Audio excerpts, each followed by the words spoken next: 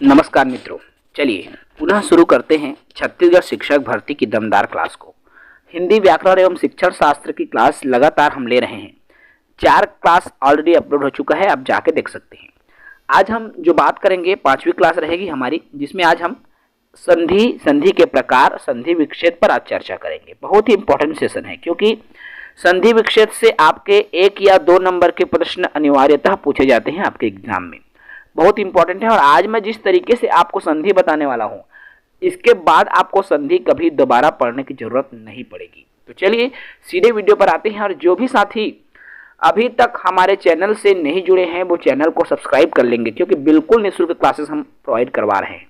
ठीक है, तो संधि के बारे में बात करेंगे, संधि की पूरी डिटेल बात करेंगे। सहायक शिक्षक, शिक्षक दोनों के लिए ये इंपॉर्टेंट सेक्शन होने वाला है। तो चलिए शुरू करते हैं। देखो, संधि की बात कर रहे हैं। संधि, सबसे पहले हम संधि को परिभाषित रूप में समझें कि आखिर ये संधि होता क्या है। तो संधि 2 वर्णों के मेल से जो विकार उत्पन्न होता है उसे क्या कहते हैं? संधि कहते हैं। देखो, संधि में क्या होगा? 2 वर्णों के मेल से विकार उत्पन्न होगा। जैसे समास में 2 वर्ण नहीं बल्कि 2 शब्द होते हैं, लेकिन यहां पर संधि की बात हो रही है, तो संधि में 2 वर्ण, जैसे अ धन अ मान लीजिए, तो ये दोनों क्या है? वर्ण है। अ धन ई, ये दोनों क्या हो जाएगा? आपके वर्ण है। तो जब 2 वर्ण आपस में मिलता है और आपस में मिल करके जो विकार उत्पन्न करता है उसको कहा जाता है संधि। क्लियर है? तो संधि मतलब 2 वर्ण आपस में मिलेंगे, इस बात को याद रखना। अब कभी कभी संधि के प्रकार में से क्वेश्चन उठाता है, या फिर आपके कुछ पॉइंट से रिलेटेड क्वेश्चन उठाता है। तो संधि में एक चीज हमेशा याद रखना, उसमें मेल से परिवर्तन होगा। जब 2 वर्ण आपस में मिलेंगे तो उसमें परिवर्तन होगा, और परिवर्तन होगा तभी वो संधि है। अगर मेल से कोई परिवर्तन हमको नहीं दिखता है तो वो कभी भी संधि नहीं होगा। याद रखना इस बात को। ठीक है, प्रथम शब्द का अंतिम वर्ण मिलता है और द्वितीय शब्द का प्रथम वर्ण मिलता है। जैसे विद्यालय, मैंने क्या कहा? विद्यालय कहा। ठीक है, विद्या, अब विद्या मतलब प्रथम, ये प्रथम जो शब्द है उसका प्रथम शब्द का अंतिम वर्ण विद्या, इसमें अंतिम विद्या का आ। ठीक है, और द्वितीय शब्द का प्रथम ल अ, तो आ धन अ। ठीक है, तो इस तरह से ये मेल हुआ, मतलब प्रथम शब्द का अंतिम वर्ण और द्वितीय शब्द का प्रथम वर्ण जब आपस में मिलता है तब जो है संधि बनता है। ठीक है, यहां तक क्लियर है संधि पर? आगे बात करता हूं मैं संधि के प्रकार की। देखो, अभी तक आपने जो भी चीजें देखा होगा, और मैं आज जो भी चीजें आपको बताऊंगा बिल्कुल शॉर्ट तरीके से बताऊंगा, और इंपॉर्टेंट बिल्कुल वो तरीका बताऊंगा जिससे आप संधि को बेहतर तरीके से समझ पाओगे। तो संधि के प्रकार की जब बात आती है तो संधि के 3 प्रकार होते हैं। और संधि के ये 3 प्रकार क्या क्या? एक तो होता है स्वर संधि, दूसरा होता है व्यंजन संधि, और तीसरा होता है विसर्ग संधि। ठीक है, अब जो है इन संधि के 3 प्रकारों के अंदर भी प्रकार होते हैं, और किसके किसके प्रकार हैं मैं उस पर बात करूं तो इसके पहले सबसे पहले प्रकार हमारा आता है स्वर संधि। अब देखो, स्वर संधि क्या है? 2 स्वरों के मेल से जो विकार उत्पन्न होता है उसे स्वर संधि कहते हैं। मतलब इसमें 2 स्वर आपस में मिलेंगे। याद रखना, ऐसे संधि में समेल, सजाती कह सकते हैं। 2 समेल या सजाती स्वर आपस में मिलते हैं तो उसको स्वर संधि कहते हैं। और स्वर संधि में भी अलग अलग प्रकार है। इसमें दोनों स्वर जुड़ेंगे, जैसे विद्या धन आलय। यहां पर एग्जाम्पल में लिखा हुआ है विद्या मतलब आ धन आ, देखो दोनों एक ही है। ठीक है, या फिर ये दोनों स्वर है ना, यहां पर ई भी आ जाए, अगर आ धन ई भी आ जाए तो भी ये क्या हो जाएगा? आपके स्वर संधि ही होगा। ठीक है, लेकिन वो अलग अलग प्रकार में आ जाता है। ठीक है, तो 2 स्वर मतलब प्रथम वर्ण भी स्वर रहेगा और दूसरा वर्ण भी स्वर ही रहेगा, और ये दोनों के मेल से जो विकार उत्पन्न होगा उसको क्या बोलेंगे? संधि बोलेंगे। क्लियर है? चलिए अब हम बात करते हैं संधि के प्रकार की। तो संधि जो है 5 प्रकार का होता है। कितने प्रकार के संधि होते हैं भाई? तो 5 प्रकार के जो संधि है वो होते हैं। और कौन कौन से 5 प्रकार आपको दिख रहा है? पहला होता है दीर्घ स्वर संधि, दूसरा होता है गुण स्वर संधि, तीसरा होता है वृद्धि स्वर संधि, चौथा होता है यण स्वर संधि और पांचवा होता है अयादि स्वर संधि। ठीक है, अब इन 5 स्वर संधि के बारे में बात करें। सबसे पहले हमारा आता है दीर्घ स्वर संधि। देखो दीर्घ, अब दीर्घ मतलब बड़ा, तो ह्रस्व या दीर्घ स्वरों के मेल से, ठीक है, तो ह्रस्व या दीर्घ स्वरों के मेल से जो संधि बनता है उसको दीर्घ स्वर संधि कहा जाता है। एग्जाम्पल से समझो।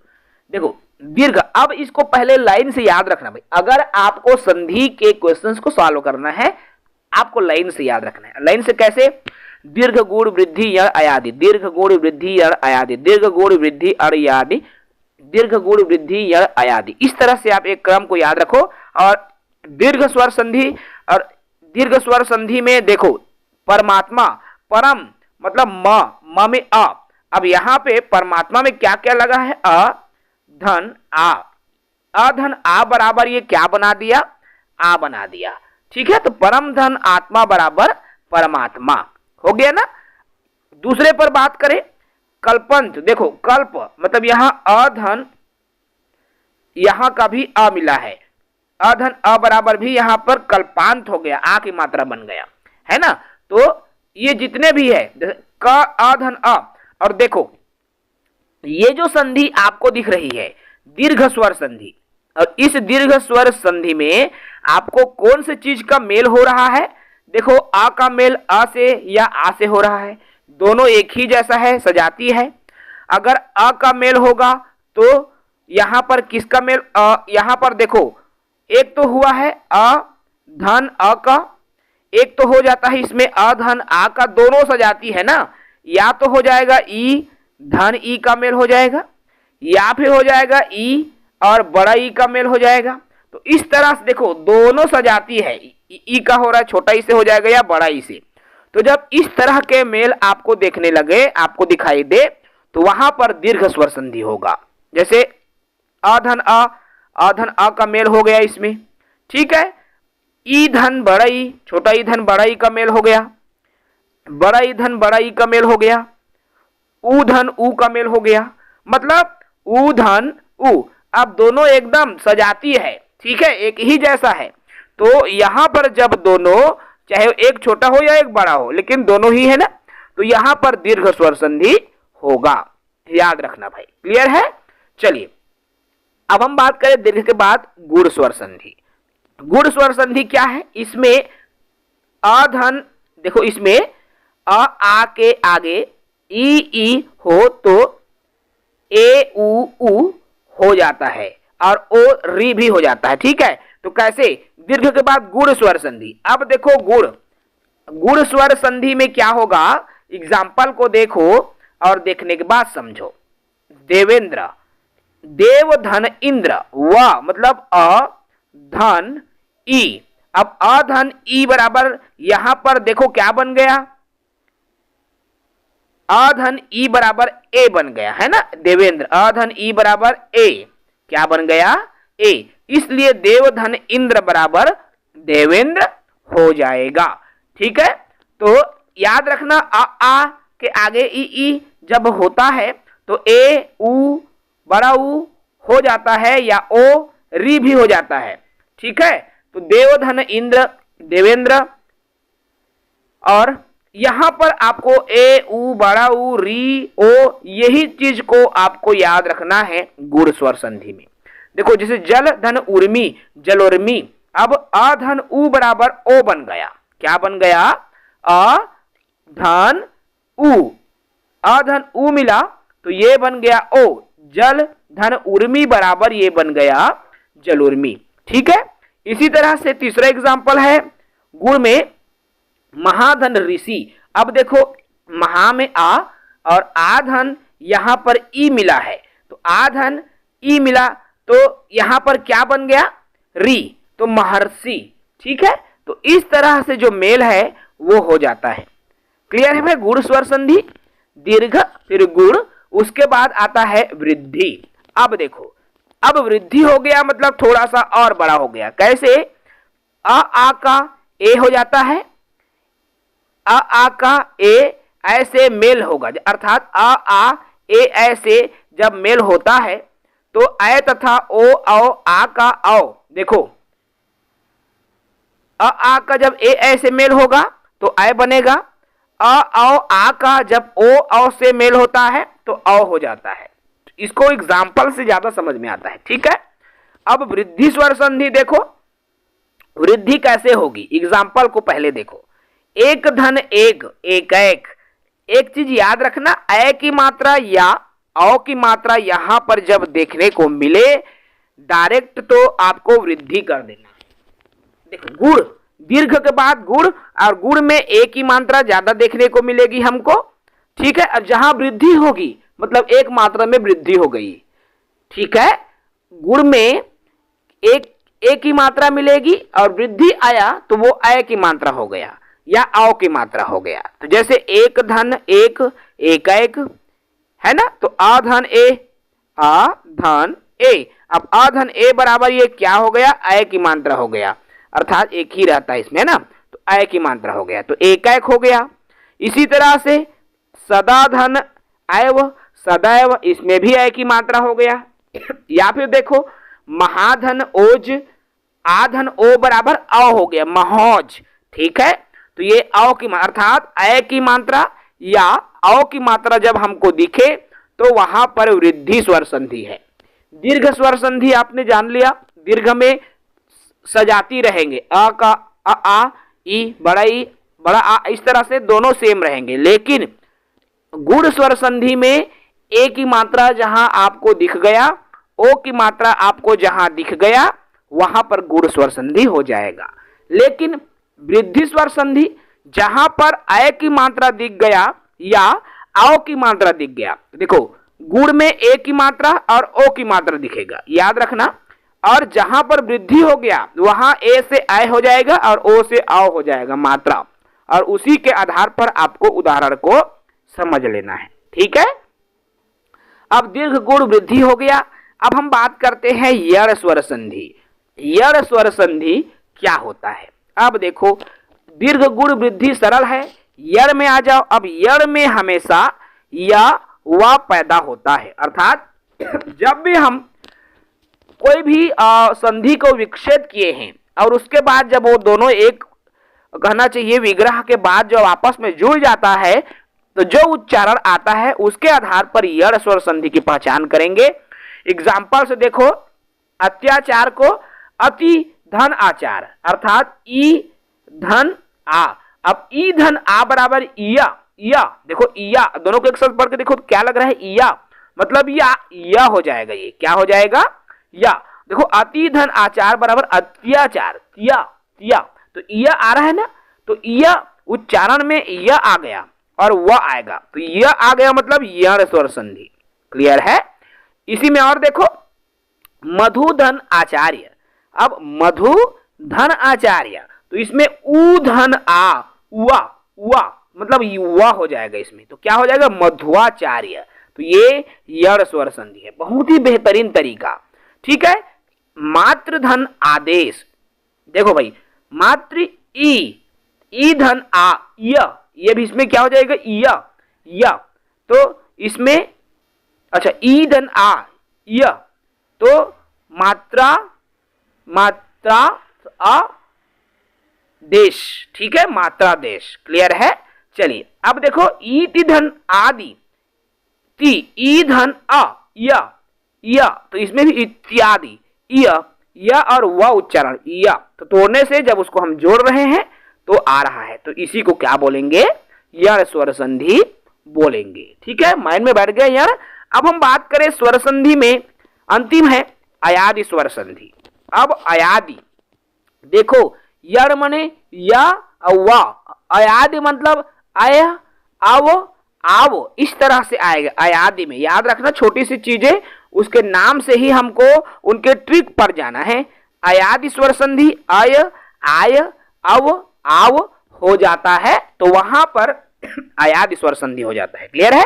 चलिए अब हम इसके एग्जाम्पल पर बात करते हैं, तो देखो भाई एग्जाम्पल क्या है, ने धन अन, अब ने मतलब ए की मात्रा लगी है यहां पर, ठीक है, यहां लिखता हूं ए की मात्रा धन अन, ए धन अ, ए मतलब अय हो गया। देखो ए धन अ बराबर अय बन गया, यही क्या बन गया, ये अय बन गया। अपर का देखो ने धन अन नय अय, न धन अय नयन हो गया ना भैया, तो नयन, इसलिए ये अयादि स्वर संधि है। ने धन अन नयन अयादि स्वर संधि। और गए धन इका, गए मतलब अय की मात्रा धन ई के मत अय अय, तो गायिका। अय धन ई बराबर क्या हो जाएगा, तो यहां पर ई देखो गायिका नयन पवन, ठीक है, गायिका नयन पवन सावक पवित्र, तो ये सभी क्या हो जाएंगे मेरे दोस्तों, आपके अयादि स्वर संधि हो जाएंगे। क्लियर है? अर्थात अय आव अव आव इस तरह के जब उच्चारण हमको देखने को मिलता है तो वहां पर अयादि स्वर संधि होता है। आपके क्वेश्चन जो है 90% क्वेश्चन इसी स्वर संधि से ही आते हैं, याद रखना इस बात को। 90% जो क्वेश्चन है संधि से रिलेटेड वो आपके स्वर संधि से ही आते हैं, क्योंकि स्वर संधि के ही प्रकार है, बाकी के प्रकार नहीं है। ठीक है, चलिए अब हम बात करते हैं दूसरा प्रकार संधि में, वो है व्यंजन संधि। संधि में स्वर संधि हमने देख लिया, और स्वर संधि के 5 प्रकार दीर्घ गूढ़ वृद्धि और अयादि बेहतरीन तरीके से मैंने बताने का प्रयास किया। अगर आपको स्वर संधि के 5 प्रकार दिमाग में फिट हो गया होगा तो कमेंट जरूर कर दीजिए। चलिए व्यंजन संधि की बात करते हैं। व्यंजन, अब देखो व्यंजन की बात आई तो व्यंजन वर्ण के साथ स्वर वर्ण, देखो कोई भी व्यंजन वर्ण और व्यंजन वर्ण के साथ में जब स्वर वर्ण लगता है तो वहां पर देखो व्यंजन वर्ण के साथ जब कोई स्वर वर्ण या स्वर वर्ण के साथ जब कोई व्यंजन वर्ण लगता है अथवा व्यंजन वर्ण के साथ जब व्यंजन वर्ण का मेल हो तो वहां पर जो विकार उत्पन्न होता है उसे व्यंजन संधि कहता है। अर्थात एक स्वर और व्यंजन का मेल होगा, या फिर व्यंजन स्वर का मेल होगा, या फिर व्यंजन व्यंजन का मेल होगा, तो वहां पर व्यंजन संधि हो जाएगा। समझ में आ रहा है? चलिए एग्जाम्पल से बेहतरीन समझेंगे। देखो भाई, यहां पर अगर ये लिखा हुआ है तो यहां पर व्यंजन भी है और स्वर भी है, याद रखना। लेकिन केवल व्यंजन अगर कहा जाए तो कभी भी क धन ई, ये गलत है। क्यों गलत है? क तो केवल व्यंजन नहीं है मेरे दोस्तों, क्योंकि इसमें क के साथ में अ भी है। क्या है? अ भी है इसमें। अगर ये पूर्ण व्यंजन, हमारा परिभाषा क्या कहता है, व्यंजन का जब स्वर से मेल होगा, क्या बोलते हैं हमारा परिभाषा, व्यंजन का जब स्वर से मेल होगा। कैसे? एग्जांपल देखो, वाक, और वाक के नीचे में जो हलंत जैसा दिख रहा है ना आपको, तो वही हलंत जो है अनार के अ को स्वर को बाहर कर दिया। समझ रहे हो? क के नीचे में जो हलंत आया वो क्या कर दिया, स्वर को बाहर कर दिया।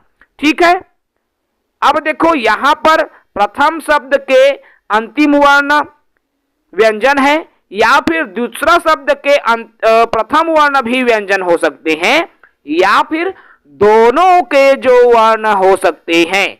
याद रखना वो सभी जो है आपके व्यंजन संधि में आएगा। प्रथम शब्द के अंतिम वर्ण और दूसरा शब्द के प्रथम वर्ण दोनों भी व्यंजन हो सकते हैं, या प्रथम वर्ण के अंतिम शब्द व्यंजन और दूसरे वर्ण के अंतिम शब्द स्वर हो सकते हैं। तो ये जो नियम है ना उसको याद रखना। देखो वाक धन इस क और क में हलंत है, मतलब व्यंजन संधि। सत धन जन सतजन हलंत है, इसलिए ये व्यंजन संधि। दिक धन विजय दिग्विजय दिग्विजय हो जाएगा व्यंजन संधि। सत, यहां पर मैंने जितने एग्जाम्पल लिए हैं शुरू में लगा है, लेकिन आपको और भी एग्जाम्पल मिलेंगे जिसमें आपको अंतिम वर्ण में मिलेगा, प्रथम शब्द के या दूसरे शब्द के प्रथम वर्ण में देखने को मिलेगा। लेकिन जो जोड़ है, जो आपस में संयोग से बनता है वर्णों के, तो वो एक स्वर एक व्यंजन, दोनों व्यंजन हो सकते हैं, या पहला स्वर दूसरा व्यंजन, या दूसरा पहला व्यंजन दूसरा स्वर। ठीक है, इस तरह के जो है मेल से बनता है व्यंजन संधि। क्लियर है भाई? चलिए अब हम बात करते हैं विसर्ग संधि। ठीक है, व्यंजन संधि भी आपके दिमाग में एकदम फिट बैठ गया होगा। व्यंजन के बाद में हम विसर्ग की बात करते हैं और विसर्ग बना आपका हलंत आया, वहां पर विसर्जन। विसर्जन के बहुत सारे नियम, हम इसके नियम पर बात नहीं करेंगे, इतना ज्यादा डीप नहीं आता विसर्ग से, ठीक है। तो विसर्ग के बाद, और विसर्ग किसे बोलेंगे, जो आहा वाला शब्द रहता है इस तरह से, ये जो दो ठो बिंदी है जैसे आहा, ये आहा वाला ये शब्द है ना, यही हो जाता है आपके विसर्ग, ठीक है। तो विसर्ग के बाद देखो, कोई भी विसर्ग के बाद यदि व्यंजन का मेल होता है तो वहां विसर्ग में जो विकार उत्पन्न होता है, देखो कोई भी विसर्ग के बाद या तो स्वर का मेल होगा या व्यंजन का मेल होगा, तो स्वर व्यंजन दोनों का मेल होगा। तो हमको सिर्फ क्या ध्यान देना है, विसर्ग में जो है विसर्ग दिखना चाहिए। मनः, नः, नः ये विसर्ग है, तपः, मनः, पयः ये सभी विसर्ग है, इसलिए ये पूरा संधि क्या हो जाएगा, हमारा विसर्ग संधि हो जाएगा। क्लियर है भाई? तो आपको समझ में आया होगा स्वर संधि, स्वर संधि के पांचों प्रकार, व्यंजन संधि और विसर्ग संधि। देखिए मैंने एकदम छोटे रूप में बड़ी जानकारी देने का प्रयास किया है और आई होप ये वीडियो आपको संधि को, बिल्कुल संधि का जो कॉन्सेप्ट है वो क्लियर कर दिए होंगे मेरे इस वीडियो से, ठीक है, आपको क्लियर हो गया होगा। अगर किसी भी तरह से डाउट हो तो आप कमेंट जरूर करें, कर सकते हैं, लेकिन जिस तरह से मैंने बताया है साथियों, और 95% ऐसे ही तरीके से आपके क्वेश्चन आते हैं, क्योंकि मैंने प्रीवियस क्वेश्चंस देखे हैं और उसी के अकॉर्डिंग में हमारे नोट्स है जिसको हमने बनाया है, और आप तक ये नोट्स भी प्रोवाइड हो जाएगी।